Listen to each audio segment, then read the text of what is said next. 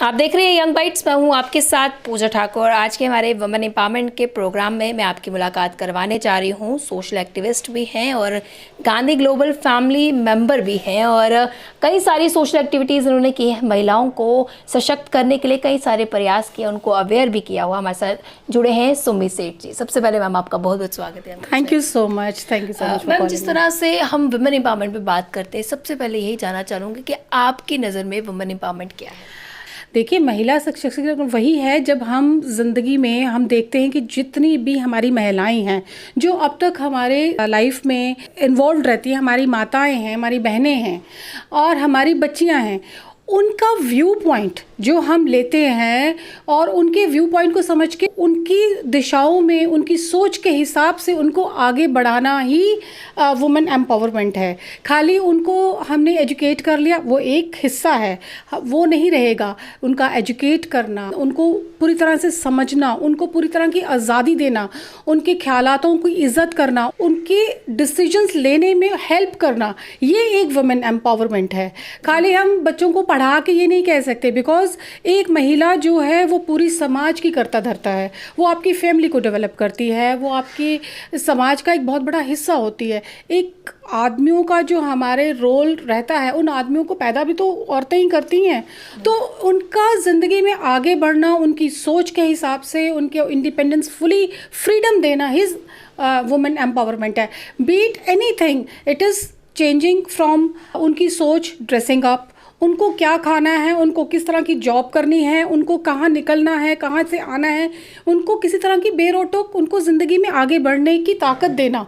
और अगर वो नहीं है तो हमें ऐसे हालात बनाने हैं ताकि वो इन चीज़ों को लेके आगे बढ़ सकें और अपना जो सोसाइटी में उनकी इमेज है वो और ताकतवर होती जाए। जी, सामाजिक कार्यकर्ता आप हैं। सामाजिक कार्य करना आपने कब शुरू किए थे? क्योंकि वो कहते हैं ना कि जब लगन रहती लोगों की मदद करने की या उनकी, जब हम प्रॉब्लम्स देखते हैं तो हम चाहते हैं कि उसकी प्रॉब्लम सॉर्ट कर पाए। तो कैसे आपको ये आया कि मुझे सामाजिक कार्य करना है? देखिए, पहले तो मैं अपनी डॉटर के साथ बिजी रही। आई वॉज मैरिड यंग, बहुत छोटी उम्र में शादी हो गई, जिम्मेदारियां जल्दी आ गई।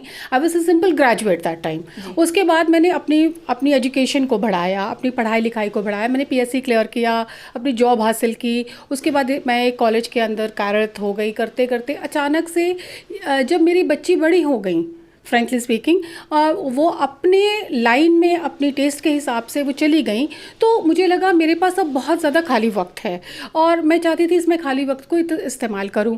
अब रेगुलर वे में हम कभी ओल्ड एज होम्स को विज़िट कर लेते हैं, कभी ब्लाइंड होम्स को विज़िट कर लेते हैं, तो कभी बर्थडेज हो गए, हम वहाँ जाके कुछ दे आए, ले आए। लेकिन इसके साथ साथ मैंने उन लोगों के साथ जुड़ना शुरू किया। मुझे लगा कि यहाँ पर खाली देने से काम नहीं चलेगा, यहाँ हमें उनका हिस्सा बनना पड़ेगा। और ये चीज़ जब मेरे अंदर डेवलप हुई तो मैं उनके साथ जुड़ती गई और इस सिलसिले को आगे बढ़ाती गई।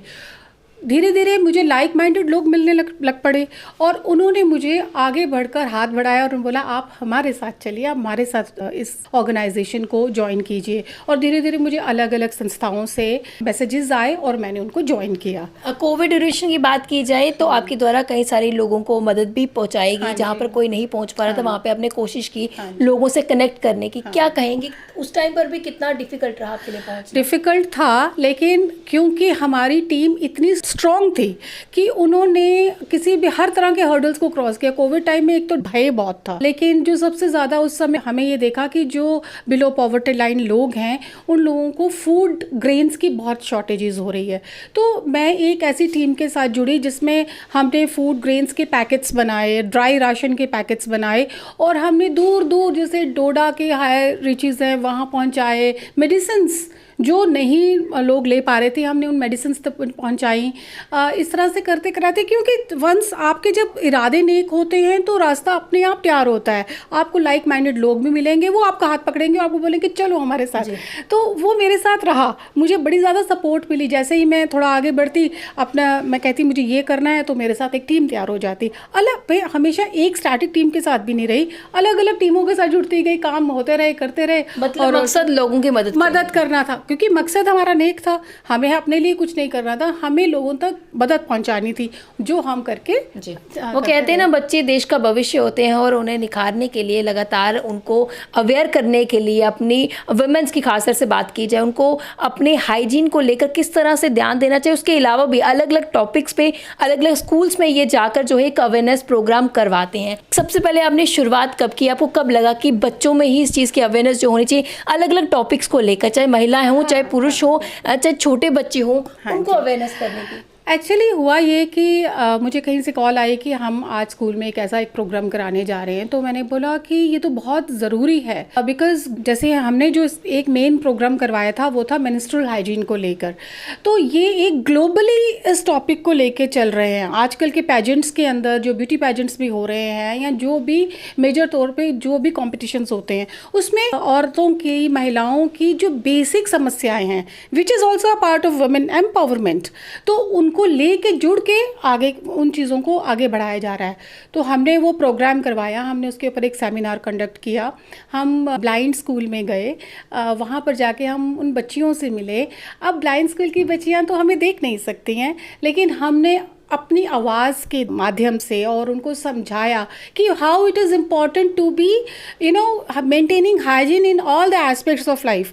मेंस्ट्रुअल हाइजीन कितनी इंपॉर्टेंट है, बिकॉज बच्चियाँ शाइनेस, यही तो एम्पावरमेंट की वीकनेसेस आती हैं कि शाइनेस है, बता नहीं पाती हैं। हमने उनको बोला नहीं, ये टाबू नहीं है, आप बताइए आपको जो जो परेशानी है, और आपने ऐसे ऐसे करके अपने आप को साफ भी रखना है। और हमने वहाँ पर फिर सैनिटरी नैपकिन्स भी बच्चों के टैलेंट को एक्सप्लोर करने के लिए भी आपने कई सारे स्टेप लिए हैं। ये तो रही महिलाओं की बात, वहीं पर अगर बॉयज़ की बात की जाए तो उनके लिए भी आपने कई तरह के प्रोग्राम्स करवाए हैं, उसके लिए क्या कहना चाहेंगे आप? वो भी हम, जब हमें पता चलता है कि यहाँ पर एक पर्टिकुलर बच्चा जो है उसके अंदर ये खासियत है, जैसे कोई सिंगिंग में बहुत अच्छा है, तो हम उनके जैसे यूट्यूब में उनके चैनल्स तैयार करवाते हैं, उनको बोलते हैं रेगुलर आप वहाँ पर सिंगिंग करिए, किसी तरह से उनको बकअप हो, उनकी जो आवाज़ है हर कोने में पहुँचे, उनके टैलेंट को लोग ज़्यादा से ज़्यादा देखें, ताकि उनको एक बढ़ावा मिल सके, प्रोत्साहन मिले और वो आगे बढ़ सके। गांधी ग्लोबल फैमिली द्वारा कई सारे जो प्रोग्राम भी करवाए जाते हैं, एक अवेयरनेस कैंप भी लगवाए जाते हैं, कई सारे रिमोट एरियाज में आपके हैं, वहाँ पर जो उस कैंप का जो है पार्ट बने हैं, लोगों में अवेयरनेस की है। खासतौर से अभी भी क्या लगता है आपको, जितने भी ग्रामीण क्षेत्रों में आपके महिलाओं की सोच को लेकर? महिलाओं की सोच बदल तो रही है, लेकिन बहुत स्लो है। जब तक एक महिला दूसरी महिला की इज्जत नहीं करेगी, जब तक एक महिला दूसरी महिला के आगे बढ़कर हाथ नहीं पकड़ेगी, तब तक हम थोड़ा पीछे ही रहेंगे। ये मेरा बहुत बड़ा इम्पॉर्टेंट मैसेज है हम सब महिलाओं के लिए। हम इकट्ठे हैं, बंद मुट्ठी हैं। अगर हम अलग अलग हैं तो फिर एक सिंगल फिंगर्स ही हैं। मैंने देखा है कि ग्रामीण क्षेत्रों की जो महिलाएं हैं, उनकी सोच में ताकत है, वो बहुत स्ट्रॉन्ग हैं। वो ना सिर्फ अपने घरों को संभाल रही हैं, बच्चे भी संभाल रही हैं, अपने खेत खलिहानों को भी देख रही हैं, घर में माल मवेशी रखे हैं उनको भी लुक आफ्टर करती हैं। So they are very very strong female. हम जब उनके साथ जुड़ते हैं तो उनको एक पावर मिलती है कि ठीक है, ये भी हमारे साथ है, हाँ ये भी हमारे जैसे हैं और हम इनके जैसे हैं, कोई कमी नहीं है हम में। हम बस प्रोफेशनल आ गए, ये आकर के थोड़ा डिफरेंट तरीके से आ जाती हैं, हम भी तो उसी तरह से हैं। So that way we give them lot of encouragement and they give us encouragement. हम उनको देख के आते हैं तो हम अपने घरों को सेटल करना शुरू कर देते हैं। Look at them, they are so strong, they are doing so much of hard work. एक दूसरे से मोटिवेशन मिलती है, एक दूसरे से हैं तो बराबर ही सब लोग वैसे की वैसे ही हैं, और इतनी ज़्यादा स्ट्रॉन्ग है। आज उनकी भी सोच बदल रही है। उनका जो मेन सोच था एक जेंडर बायस को चेंज करना, लड़का लड़की वो सब चीज़ें हम डेवलप करते हैं, कभी नुक्कड़ नाटक दिखा देते हैं, कभी कुछ, वो भी पार्टिसिपेट करती हैं। तो उससे देख के धीरे धीरे चीज़ें सामाजिक तो चेंजेस आती ही हैं। आज हमारे मीडियम से जितने व्यूअर्स आपको देख रहे हैं, जो आपके साथ जुड़ना चाहते हैं, जिनको आपकी मदद की ज़रूरत है, या खासतौर से महिला या पुरुष कोई भी हो, किस तरह से वो आपसे संपर्क कर सकते हैं? वो मेरे नंबर पे मुझे कांटेक्ट करें। मेरे पास अपना एक जो हम तो सोशल ऑर्गेनाइजेशंस के साथ जुड़े ही होते हैं। अगर उनको किसी तरह की कोई समस्या है तो वो मुझे कांटेक्ट कर सकती हैं, और नेचुरली टेलीफोन एक बहुत अच्छा माध्यम है, उसके थ्रू आप इजीली कांटेक्ट करते हैं। हाँ, मेरा नंबर है 9419142790।